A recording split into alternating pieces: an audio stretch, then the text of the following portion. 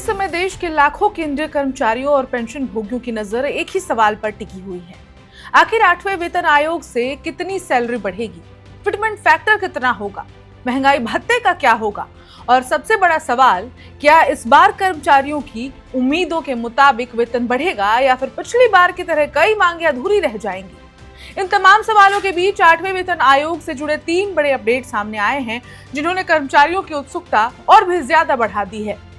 आयोग ने एक अहम डेडलाइन बढ़ा दी है। राज्यों और मंत्रालयों के साथ बैठकों का नया दौर शुरू होने जा रहा है और फिटमेंट फैक्टर को लेकर बहस अब और तेज हो गई है। नमस्कार, मैं हूं ऋचा पराशर और आप देख रहे हैं वन इंडिया हिंदी।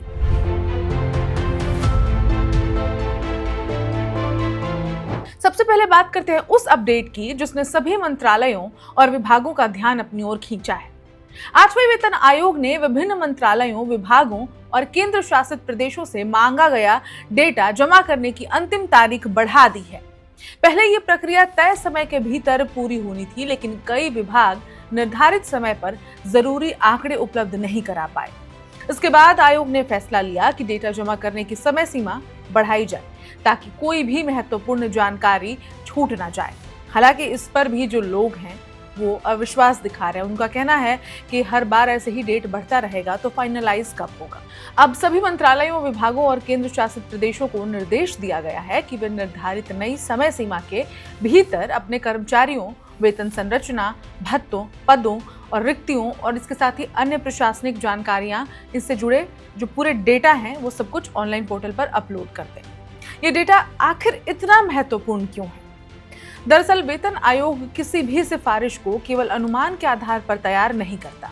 उसे ये जानना होता है कि केंद्र सरकार में कितने कर्मचारी कार्यरत हैं, किस श्रेणी में कितने पद हैं, किन विभागों में सबसे अधिक कर्मचारी हैं, वेतन पर सरकार का कुल खर्च कितना है, पेंशन पर कितना व्यय होता है और आने वाले वर्षों में वित्तीय बोझ कितना बढ़ सकता है।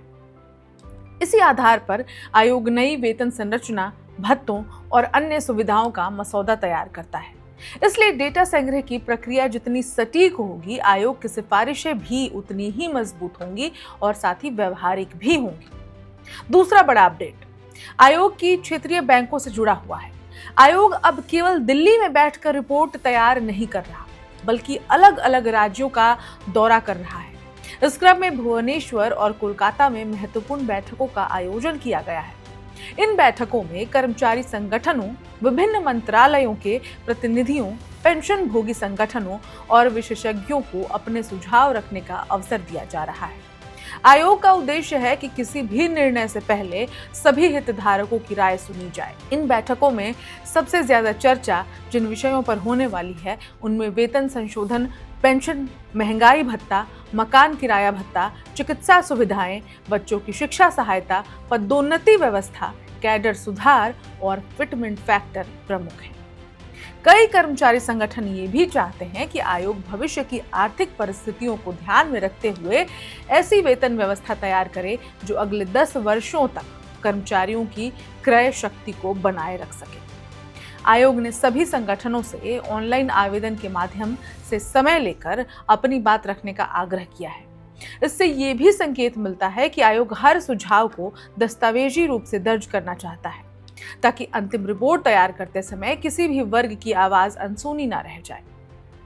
अब बात उस मुद्दे की जिस पर सबसे ज्यादा बहस चल रही है, फिटमेंट फैक्टर। अगर वेतन आयोग की पूरी प्रक्रिया में किसी एक शब्द ने सबसे ज्यादा सुर्खियां बटोरी हैं तो वो यही है। फिटमेंट फैक्टर वो गुणांक होता है जिसके आधार पर पुराने बेसिक वेतन को नए वेतन में बदला जाता है। जितना अधिक फिटमेंट फैक्टर होगा, कर्मचारियों का मूल वेतन उतना ही अधिक बढ़ेगा। 7वें वेतन आयोग में फिटमेंट फैक्टर 2.57 रखा गया था, यानी पुराने बेसिक वेतन को 2.57 से गुणा करके नया बेसिक वेतन तय किया गया था। इससे लाखों कर्मचारियों की सैलरी में उल्लेखनीय बढ़ोतरी हुई थी। अब 8वें वेतन आयोग के लिए अलग अलग कर्मचारी संगठन अलग अलग मांग कर रहे हैं। कुछ संगठन 3 से ऊपर फिटमेंट फैक्टर चाहते हैं, जबकि कुछ की मांग 3.50 यानी 3.5 या फिर उससे भी अधिक की है। दूसरी ओर कुछ विशेषज्ञों का मानना है कि सरकार पर वित्तीय बोझ को देखते हुए बहुत अधिक फिटमेंट फैक्टर देना आसान नहीं होगा। यही कारण है कि 1.82 से लेकर 3.83 तक के अलग अलग आंकड़े चर्चा में हैं। हालांकि अभी तक सरकार या आयोग की ओर से किसी भी संख्या की आधिकारिक पुष्टि नहीं की गई है, इसलिए फिलहाल सभी आंकड़े केवल मांग या फिर अनुमान के रूप में ही देखे जा रहे हैं। फिटमेंट फैक्टर का असर केवल कर्मचारियों की सैलरी तक सीमित नहीं रहता।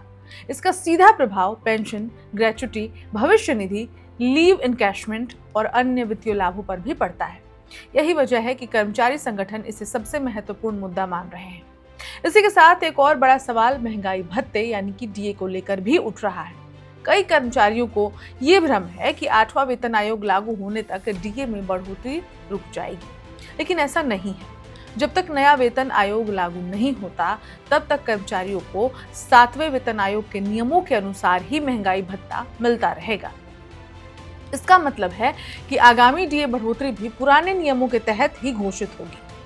कई कर्मचारी ये भी जानना चाहते हैं कि क्या नया वेतन आयोग लागू होने से पहले डीए को बेसिक वेतन में मिला दिया जाएगा। इस विषय पर अभी तक कोई आधिकारिक निर्णय सामने नहीं आया है। हालांकि पिछले वेतन आयोगों के अनुभव बताते हैं कि नए वेतन आयोग लागू होने के समय महंगाई भत्ते के समायोजन पर अलग से विचार किया जाता है।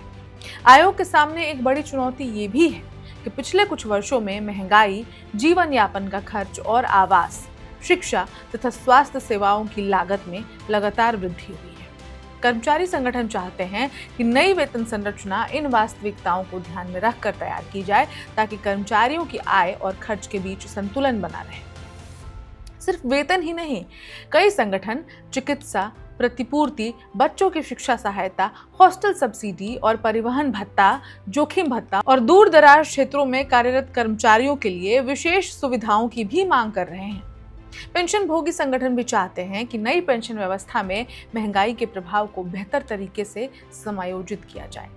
आर्थिक विशेषज्ञों का मानना है कि 8वें वेतन आयोग को कर्मचारियों की अपेक्षाओं और सरकार की वित्तीय क्षमता के बीच संतुलन बनाना होगा। एक ओर करोड़ों कर्मचारियों और पेंशन भोगियों की आय बढ़ाने की मांग है, तो दूसरी ओर सरकार को राजकोषीय अनुशासन भी बनाए रखना है। इसलिए आयोग की सिफारिशें केवल वेतन वृद्धि तक सीमित नहीं होगी, बल्कि पूरी सरकारी वेतन प्रणाली को अत्यधिक आधुनिक कह सकते हैं, पारदर्शी और दीर्घकालिक बनाने पर भी ध्यान दिया जाएगा। फिलहाल स्थिति ये है कि आयोग तेजी से डेटा एकत्र कर रहा है, हितधारकों के बीच बातचीत कर रहा है और विभिन्न सुझावों का अध्ययन कर रहा है।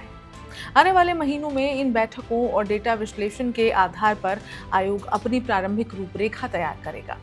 इसके बाद एक विस्तृत सिफारिशें केंद्र सरकार को सौंपी जाएंगी। यानी फिलहाल 3 बातें पूरी तरह स्पष्ट हैं। पहली, डेटा संग्रह की समय सीमा बढ़ाकर आयोग ने सभी विभागों को पूरा अवसर दिया है। दूसरी, देश भर में क्षेत्रीय बैठकों के जरिए कर्मचारियों की राय सीधे सुनी जा रही है। और तीसरी, फिटमेंट फैक्टर को लेकर बहस अब भी जारी है और अंतिम फैसला भी होना बाकी है।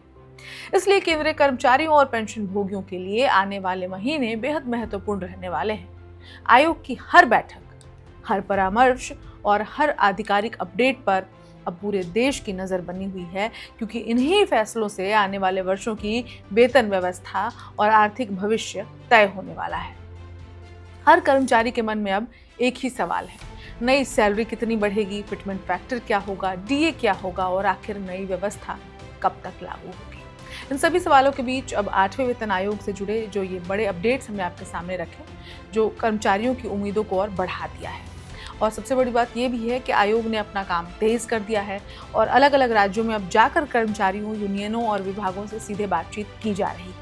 इसका मतलब साफ है कि आयोग अब सिर्फ कागजी प्रक्रिया तक सीमित नहीं रहना चाहता है, बल्कि जमीनी स्तर पर कर्मचारियों की वास्तविक समस्याओं को समझकर अपनी सिफारिशें तैयार कर रहा है। और ये कर्मचारियों के लिए एक राहत भरी खबर जरूर है। इस खबर में इतना ही, लेकिन इसमें कुछ भी नई अपडेट आएगी आप तक हम जरूर पहुंचाएंगे। तब तक देश दुनिया की बाकी खबरों के लिए देखते रहिए one India Hindi. Subscribe to One India and never miss an update. Download the One India app now.